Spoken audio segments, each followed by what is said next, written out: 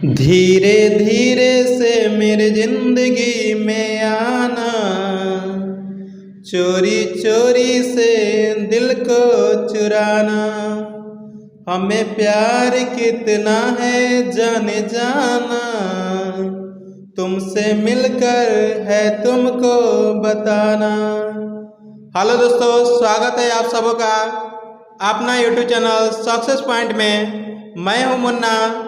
बहुत सारे स्टूडेंटों का कमेंट आया है कि सर हिंदी के चैप्टर 4 का वीडियो बनाइए, तो आज हम हिंदी के चैप्टर 4 का वीडियो बना रहे हैं। इसके पहले हम हिंदी के 3 चैप्टर, इकोनॉमिक्स का 2 चैप्टर और ज्योग्राफी के सारे चैप्टरों का ऑब्जेक्टिव क्वेश्चन का वीडियो बना दिए हैं। अगर आप नहीं देखे हैं तो देख लेंगे, उसका लिंक हम डिस्क्रिप्शन में दे दिए हैं, आप वहां से देख सकते हैं। या हमारे चैनल पे ज्योग्राफी, हिंदी और इकोनॉमिक्स क्लास 10 के नाम से एक प्लेलिस्ट बना हुआ है, वहाँ पर ये सारी वीडियो आपको मिल जाएगी, आप वहाँ से भी देख सकते हैं। अगर आप मेरे चैनल को अभी तक सब्सक्राइब नहीं किए हैं तो कृपया करके इस चैनल को सब्सक्राइब कर लें, ताकि आपके मैट्रिक की तैयारी बेहतर हो सके। तो आइए आज हम इस वीडियो में हिंदी के गद्य खंड का चैप्टर 4 यानी कि नाखून क्यों बढ़ते हैं के ऑब्जेक्टिव क्वेश्चन को लिए हैं। तो आइए वीडियो को स्टार्ट करते हैं। हेलो दोस्तों, स्वागत है आप सबों का अपना यूट्यूब चैनल सक्सेस पॉइंट में। मैं हूं मुन्ना।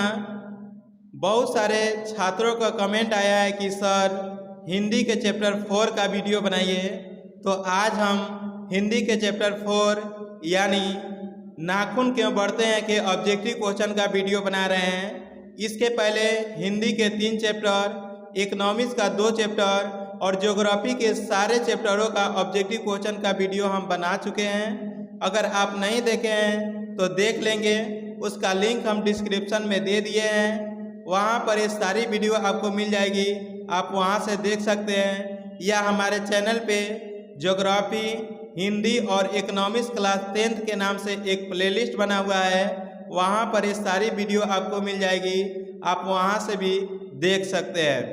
इस वीडियो में हिंदी के गद्य खंड के चैप्टर 4 यानी नाखून क्यों बढ़ते हैं के ऑब्जेक्टिव क्वेश्चन को हम लिए हुए हैं। अगर आप हमारी चैनल को अभी तक सब्सक्राइब नहीं किए हैं तो प्लीज़ चैनल को सब्सक्राइब कर लें, ताकि आपकी मैट्रिक की तैयारी बेहतर हो सके। तो आइए वीडियो को स्टार्ट करते हैं। तो ये है आपके पास पहला क्वेश्चन। पहला क्वेश्चन कर रहा है नाखून क्यों बढ़ते हैं शीर्षक पाठ के लेखक कौन है। Option number 1 Bhimrao Ambedkar, option number 2 Hazari Prasad Dwivedi, option number 3 Nalin Bilochan Sharma, option number 4 Max Muller. तो इसका राइट आंसर क्या हो जाएगा मेरे प्यारे बच्चों? तो इसका राइट आंसर क्या हो जाएगा? हजारी प्रसाद द्विवेदी। इसका राइट आंसर क्या हो जाएगा मेरे प्यारे बच्चों? हजारी प्रसाद द्विवेदी। अगर आपसे पूछे श्रम विभाजन और जाति प्रथा के लेखक कौन है, तो भीमराव अंबेडकर। अगर आपसे पूछे 20 के दांत शीर्षक पाठ के लेखक कौन है, तो नलिन बिलोचन शर्मा। अगर आपसे पूछा जाए कि भारत से हम क्या सीखे शीर्षक पाठ के लेखक कौन है, तो मैक्स मुलर। ठीक है, उम्मीद कर रहे होंगे चारों ऑप्शन आपको क्लियर हो चुका होगा। चलिए नेक्स्ट क्वेश्चन की ओर बढ़ते हैं, क्वेश्चन नंबर 2 की तरफ। क्वेश्चन नंबर 2 का रहा है हजारी प्रसाद द्विवेदी का जन्म कब हुआ था। Option number 1 1937, option number 2 1979, option number 3 1907, option number 4 1952। इसका राइट आंसर क्या हो जाएगा मेरे प्यारे बच्चों? इसका राइट आंसर हो जाएगा 1907 ईस्वी में। हजारी प्रसाद द्विवेदी का जन्म कब हुआ था? 1907 ईस्वी में। अगर आपसे पूछे कि हजारी प्रसाद द्विवेदी का मृत्यु कब हुआ था, तो आप कहिएगा 1979 ईस्वी में। कब हुआ था? 1979 ईस्वी में। चलिए नेक्स्ट क्वेश्चन की ओर बढ़ते हैं, क्वेश्चन नंबर 3 की तरफ। क्वेश्चन नंबर 3 का रहा है नाखून क्यों बढ़ते हैं शीर्षक पाठ साहित्य की कौन सी विद्या है। बहुत बार परीक्षा में आया हुआ क्वेश्चन है, ठीक है। ऑप्शन नंबर 1 ललित निबंध, ऑप्शन नंबर 2 भाषण, ऑप्शन नंबर 3 कहानी, ऑप्शन नंबर 4 साक्षात्कार। इसका राइट आंसर क्या हो जाएगा मेरे प्यारे बच्चों? इसका राइट आंसर हो जाएगा ललित निबंध। नाखून के बढ़ते हैं साहित्य की कौन सी विद्या है? तो ललित निबंध, ठीक है। चलिए नेक्स्ट क्वेश्चन की ओर बढ़ते हैं, क्वेश्चन नंबर 4 की तरफ। क्वेश्चन नंबर 4 का रहा है, लेखक के अनुसार मनुष्य के नाखून किसके जीवंत प्रतीक है? Very very important, previous year का क्वेश्चन है, जस्ट 2022 के फाइनल एग्जाम में क्वेश्चन पूछा हुआ था। ऑप्शन नंबर 1 मनुष्यता के, ऑप्शन नंबर 2 सभ्यता के, ऑप्शन नंबर 3 पशुता के, ऑप्शन नंबर 4 सौंदर्य के। तो इसका राइट आंसर क्या हो जाएगा मेरे प्यारे बच्चों? तो इसका राइट आंसर हो जाएगा पशुता के। मनुष्य के नाखून किसके जीवन प्रतीक है? तो वह पशुता के। कहीं कहीं पे लिखा रहेगा, आपको परीक्षा में भी देखने को मिलेगा, पाशवी वृत्ति को, ठीक है। तो वही है, पशुता कहिए या पाशवी वृत्ति कहिए, दोनों बात क्या है? सेम है, ठीक है। तो ऑप्शन में लिखा रहेगा पाशवी वृत्ति, तो आपको घबराना नहीं है, ठीक है। चलिए नेक्स्ट क्वेश्चन की ओर बढ़ते हैं, क्वेश्चन नंबर 5 की तरफ। क्वेश्चन नंबर 5 का रहा है, दधीची की हड्डी से क्या बना था? ऑप्शन नंबर 1 त्रिशूल, ऑप्शन नंबर 2 इंद्र का वज्र, ऑप्शन नंबर 3 तलवार, ऑप्शन नंबर 4 इनमें से कोई नहीं। तो इसका राइट आंसर क्या हो जाएगा मेरे प्यारे बच्चों? इसका राइट आंसर क्या हो जाएगा? इंद्र का वज्र। वज्र का मतलब क्या होता है? हथियार, अस्त्र। दधीची की हड्डी से क्या बना था? तो इंद्र का वज्र, ठीक है। चलिए नेक्स्ट क्वेश्चन की ओर बढ़ते हैं, क्वेश्चन नंबर 6 की तरफ। क्वेश्चन नंबर 6 का रहा है, नखदर मनुष्य किस पर भरोसा करके आगे की ओर चल पड़ा है? ऑप्शन नंबर 1 स्वयं पर, ऑप्शन नंबर 2 देवताओं पर, ऑप्शन नंबर 3 पाषाण अस्त्र पर, ऑप्शन नंबर 4 एटम बम पर। इसका राइट आंसर क्या हो जाएगा मेरे प्यारे बच्चों? इसका राइट आंसर क्या हो जाएगा? एटम बम पर। आज के जो मनुष्य है वह किस पर विश्वास ज़्यादा करता है? तो बम पर, गोली पे, बारूद पे, तलवार पे, ये सब पर आपको क्या ज़्यादा भरोसा करता है। जबकि पहले के जो मनुष्य थे वह क्या करते थे? नाखूनों को बढ़ाते थे, उनका वही उनका अस्त्र था, उसी से कोई भी काम अगर चीरना हो, फाड़ना हो तो क्या करते थे? नाखून का प्रयोग करते थे। जबकि आज के मनुष्य आपको तरह तरह के बम, हथियार, इस सब के ज़्यादा उपयोग कर रहा है। इसीलिए कहा गया है कि आज के मनुष्य किस पर भरोसा करके ज़्यादा बढ़ रहा है? तो एटम बम पर, ठीक है। उम्मीद कर रहे होंगे समझ गए होंगे। चलिए नेक्स्ट क्वेश्चन की ओर बढ़ते हैं, क्वेश्चन नंबर 7 की तरफ। क्वेश्चन नंबर 7 का रहा है, देवताओं के राजा का वज्र कौन सी मुनि की हड्डियों से बना है? ऑप्शन नंबर 1 नारद मुनि, ऑप्शन नंबर 2 कपिल मुनि, ऑप्शन नंबर 3 दधीची मुनि, ऑप्शन नंबर 4 श्याम मुनि। इसका राइट आंसर क्या हो जाएगा मेरे प्यारे बच्चों?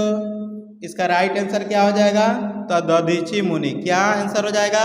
दधीची मुनि, ठीक है। देवताओं का और के राजा का वज्र किससे बना था? तो दधीची मुनि की हड्डी से, ठीक है। चलिए नेक्स्ट क्वेश्चन की ओर बढ़ते हैं, क्वेश्चन नंबर 8 की तरफ। क्वेश्चन नंबर 8 का रहा है, कौन नाखून को जिलाया जा रहा है? ऑप्शन नंबर 1 मनुष्य, ऑप्शन नंबर 2 राक्षस, ऑप्शन नंबर 3 प्रकृति, ऑप्शन नंबर 4 पशु।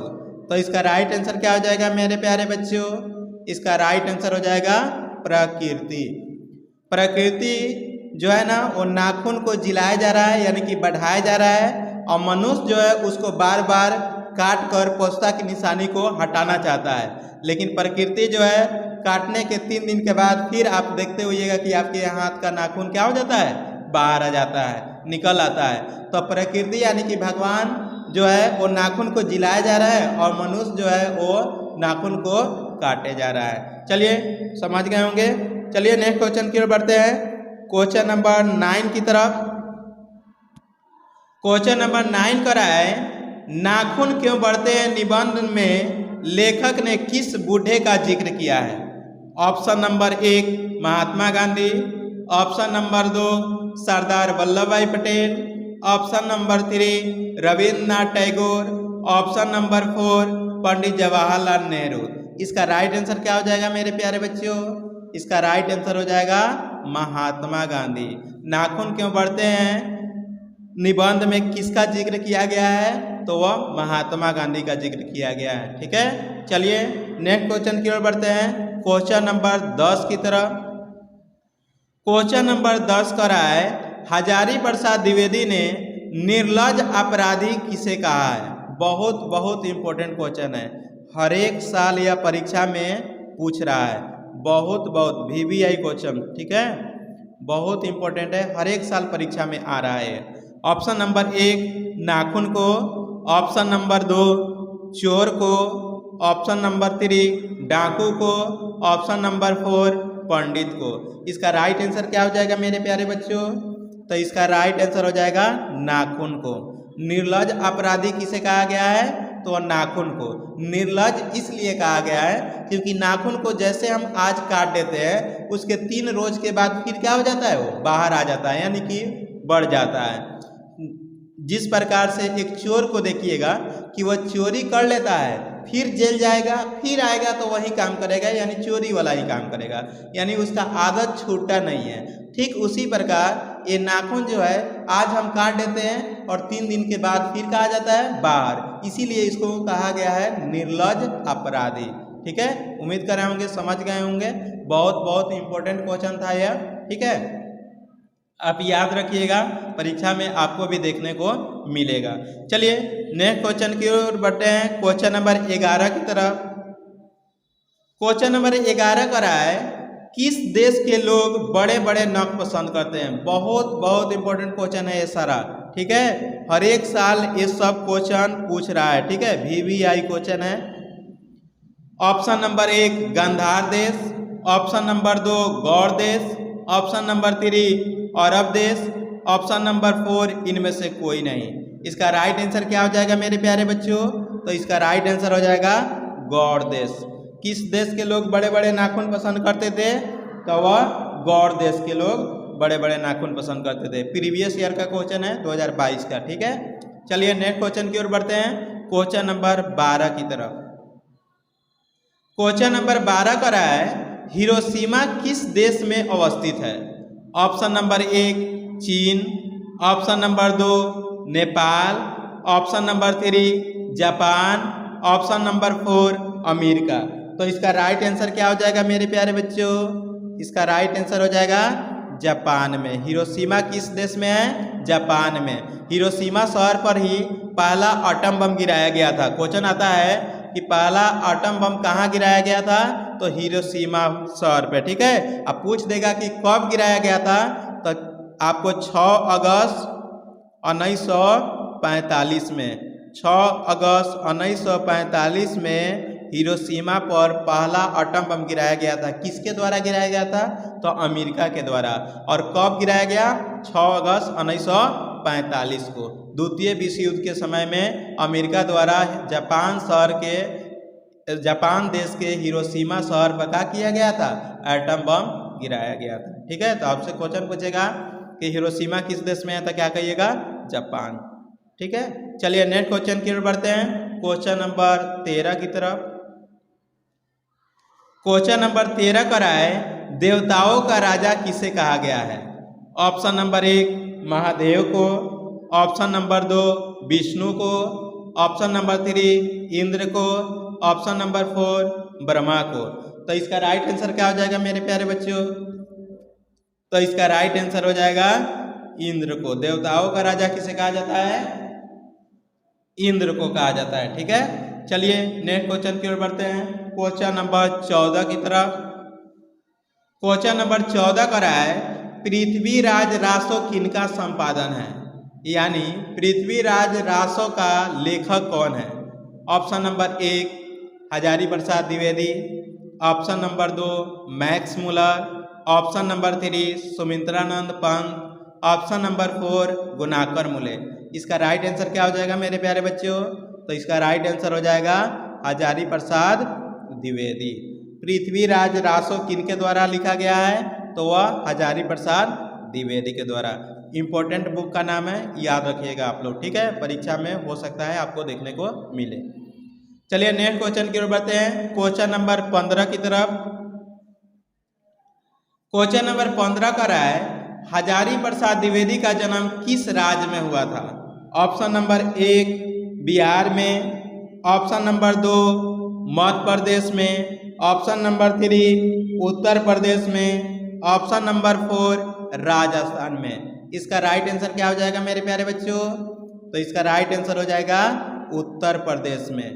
हजारी प्रसाद द्विवेदी का जन्म कहाँ हुआ था? उत्तर प्रदेश में। अगर आपसे पूछे कब हुआ था, तो 1907 ईस्वी में। कब हुआ था? 1907 ईस्वी में। उत्तर प्रदेश के किस जिला में हुआ था? तो बलिया जिला में। अगर आपसे जिला का नाम पूछे तो किस जिला में कहिएगा? बलिया जिला में। उत्तर प्रदेश के किस जिला में हुआ था? बलिया जिला में। कब हुआ था? 1907 ईस्वी में, ठीक है। चलिए नेक्स्ट क्वेश्चन की ओर बढ़ते हैं, क्वेश्चन नंबर 16 की तरफ। क्वेश्चन नंबर 16 का रहा है, शिक्षक का अर्थ होता है। प्रीवियस ईयर क्वेश्चन है, ठीक है ना, प्रीवियस ईयर में पूछा हुआ क्वेश्चन है, गौर से देखिएगा। शिक्षक का अर्थ होता है, ऑप्शन नंबर 1 साबुन, ऑप्शन नंबर 2 दर्पण, ऑप्शन नंबर 3 मोम, ऑप्शन नंबर 4 आलता। इसका राइट आंसर क्या हो जाएगा मेरे प्यारे बच्चों?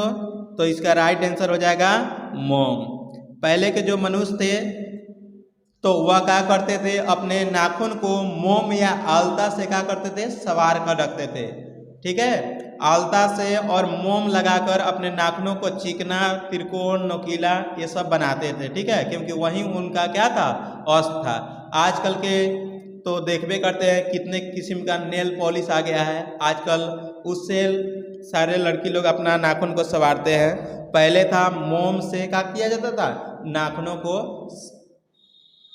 नाखूनों को संवारा जाता था, ठीक है। चलिए नेक्स्ट क्वेश्चन की ओर बढ़ते हैं, क्वेश्चन नंबर 17 की तरफ। नाखून क्यों बढ़ते हैं? यह प्रश्न लेखक से किसने पूछा? बहुत इंपॉर्टेंट क्वेश्चन है ये, आपको प्रीवियस ईयर में पूछा हुआ क्वेश्चन है, जस्ट 2022 में, ठीक है। नाखून क्यों बढ़ते हैं, यह प्रश्न लेखक से किसने पूछा था? ऑप्शन नंबर 1 पिता ने, ऑप्शन नंबर 2 भाई ने, ऑप्शन नंबर 3 पत्नी ने, ऑप्शन नंबर 4 बेटी ने। तो इसका राइट आंसर क्या हो जाएगा मेरे प्यारे बच्चों? तो इसका राइट आंसर हो जाएगा बेटी ने। उनकी छोटी पुत्री ने, लेखक की छोटी पुत्री ने पूछा था कि नाखून क्यों बढ़ते हैं। याद रखिएगा, बहुत बार परीक्षा में आया हुआ है। चलिए नेक्स्ट क्वेश्चन की ओर बढ़ते हैं, क्वेश्चन नंबर 18 की तरफ। क्वेश्चन नंबर 18 का रहा है, पुराने का मोह सब समय वांछनीय ही नहीं होता, किस लेखक की पंक्ति है? Option number 1 Max Muller, option number 2 Ramvilas Sharma, option number 3 Gunakar Mule, option number 4 Hazari Prasad Dwivedi. इसका राइट आंसर क्या हो जाएगा मेरे प्यारे बच्चों? इसका राइट आंसर हो जाएगा हजारी प्रसाद द्विवेदी। पुराने का मोह सब समय वांछनीय ही नहीं होता, किस लेखक की पंक्ति है? तो हजारी प्रसाद द्विवेदी की। चलिए नेक्स्ट क्वेश्चन की ओर बढ़ते हैं, क्वेश्चन नंबर 19 की तरफ। क्वेश्चन नंबर 19 का रहा है, सब पुराने अच्छे नहीं होते, सब नए खराब नहीं होते। बहुत इंपॉर्टेंट क्वेश्चन, ठीक है, पूछा हुआ क्वेश्चन है। ये सारा क्वेश्चन आपको क्या है? प्रीवियस ईयर में पूछा हुआ क्वेश्चन है। सब पुराने अच्छे नहीं होते, सब नए खराब ही नहीं होते, यह किनका कथन है? तो इसका right answer option number 1 Max Muller, option number 2 Ramvilas Sharma, option number 3 Kalidas, option number 4 Hazari Prasad Dwivedi. इसका राइट आंसर क्या हो जाएगा मेरे प्यारे बच्चों? तो इसका राइट आंसर हो जाएगा कालिदास। ये कौन बात बोले थे? सब पुराने अच्छे नहीं होते, सब नए खराब नहीं होते, किनका कथन है? कालिदास का। चलिए नेक्स्ट क्वेश्चन की ओर बढ़ते हैं, क्वेश्चन नंबर 20 की तरफ। क्वेश्चन नंबर 20 का है, अशोक के फूल के रचनाकार कौन है? अशोक के फूल पुस्तक के रचनाकार कौन है? Option number 1 Max Muller, option number 2 Ramvilas Sharma, option number 3 Kalidas, option number 4 Hazari Prasad Dwivedi. इसका राइट आंसर क्या हो जाएगा मेरे प्यारे बच्चों? इसका राइट आंसर क्या हो जाएगा? हजारी प्रसाद द्विवेदी। अशोक के फूल पुस्तक के लेखक कौन है? हजारी प्रसाद द्विवेदी। आप लोग को कमेंट करके बताना है, आप लोग को कमेंट करके बताना है कि हजारी प्रसाद द्विवेदी की मृत्यु कब हुई थी। आप लोग को कमेंट करके बताना है हजारी प्रसाद द्विवेदी की मृत्यु कब हुई थी। ठीक है, कमेंट करके बताइएगा हजारी प्रसाद द्विवेदी की मृत्यु कब हुई। दोस्तों आज के लिए इतना ही। आपको यह टेस्ट सीरीज कैसा लगा और आपका आज कितना ऑब्जेक्टिव सही हुआ कमेंट बॉक्स में ज़रूर बताइएगा। अगर आप नए हैं तो चैनल को सब्सक्राइब करें और वीडियो को ज़्यादा से ज़्यादा लाइक और अपने दोस्तों के पास शेयर करें। आगे आपको किस सब्जेक्ट का वीडियो चाहिए कमेंट बॉक्स में ज़रूर बताइएगा। तब तक आप अपना बहुत बहुत ख्याल रखिएगा। धन्यवाद।